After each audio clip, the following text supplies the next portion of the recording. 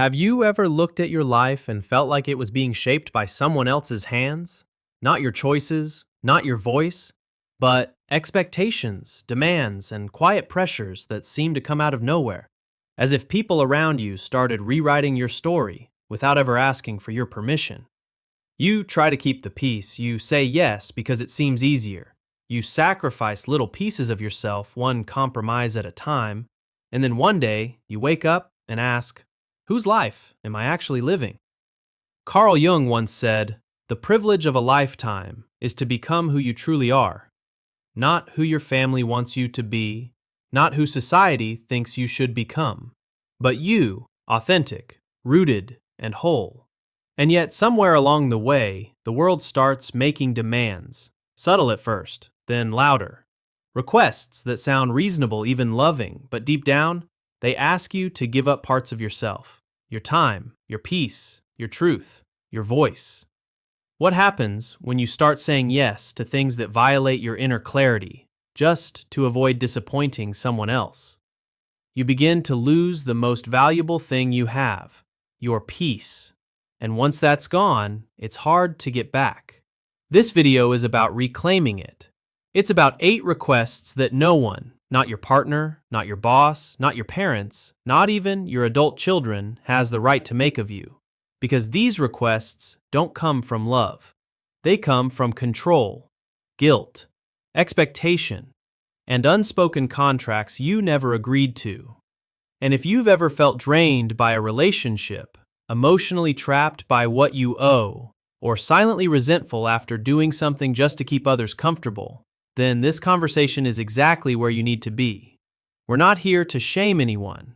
We're here to wake up, to recognize what's been quietly costing us our mental clarity, emotional safety, and authentic self. So take a deep breath. This isn't about becoming selfish, it's about becoming sovereign, fully present in your own life, with boundaries that protect what truly matters. Number 1, carrying burdens that don't belong to you. It usually starts small. You say yes to a favor, just this once. You step in to help during someone's rough patch. You offer your time, your energy, your presence.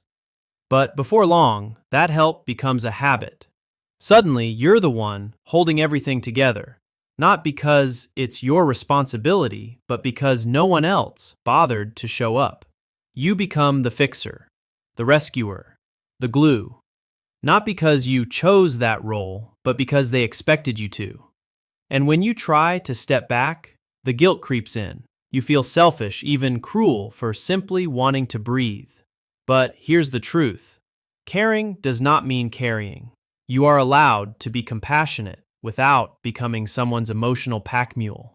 And make no mistake, the longer you carry what isn't yours, you start to fade, quietly, from your own life, while holding together someone else's. So let me ask you, who are you still rescuing out of habit, not love? And how much is it costing you? Setting with the websites, saves, forum so. The family says, "Teeple to purse to words the minutes people. Even just close tonight for my own." You get. Next one, protexes, suv, fine, two, chew. Family is complicated. We all know that. And when things start to fall apart, there's often one person everyone turns to. There's still keep the peace, to smooth things over, to fix what's broken. Saves cases, you didn't ask to be the emotional referee, but here you are, caught in the middle of arguments, pulled into wounds that were never yours to heal. Fix things with your father. Help us move past this.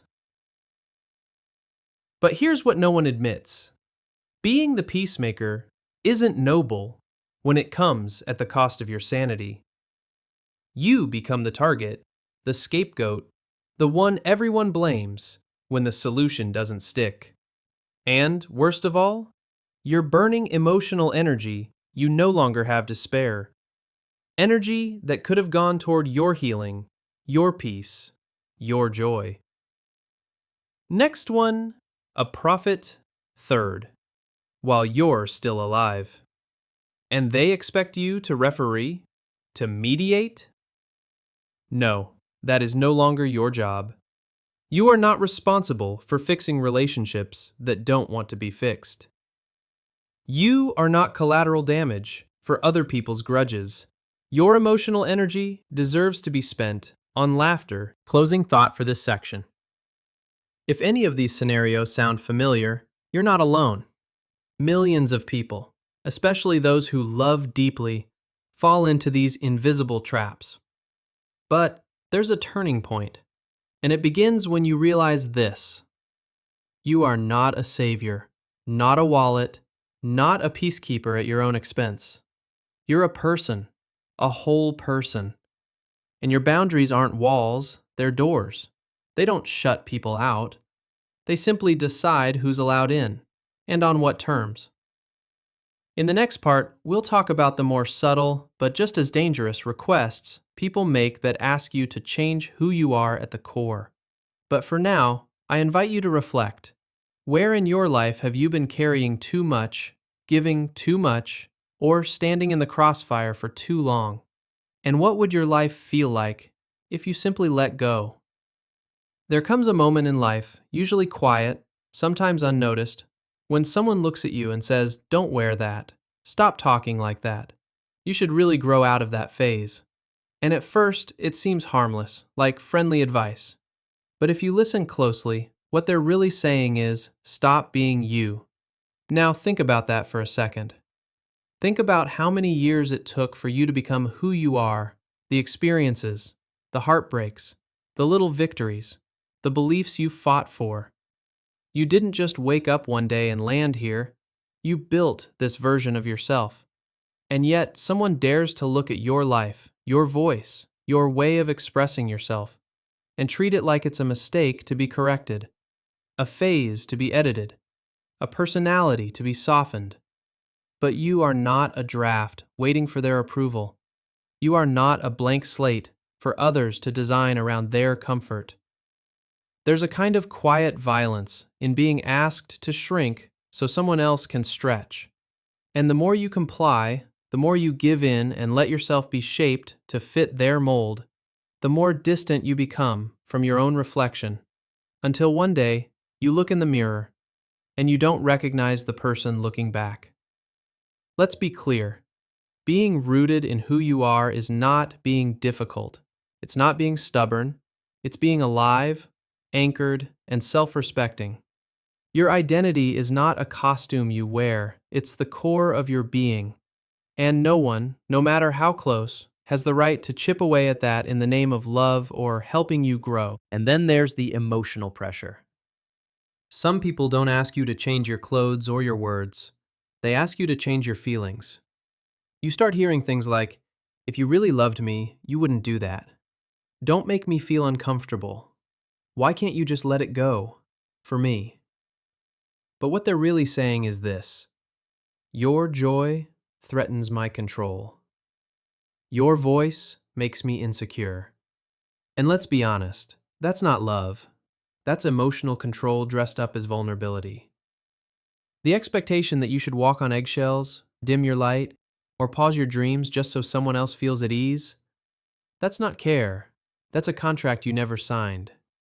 You are not responsible for managing other people's discomfort with your truth. Peace doesn't come from constantly minimizing yourself. Real peace comes from alignment, from living in a way that feels honest to your soul, even if others don't approve. You're allowed to feel joy without apology. You're allowed to speak up. You're allowed to make decisions that serve your well-being, even if they make someone else uncomfortable. Because the people who truly love you don't ask you to disappear for their convenience.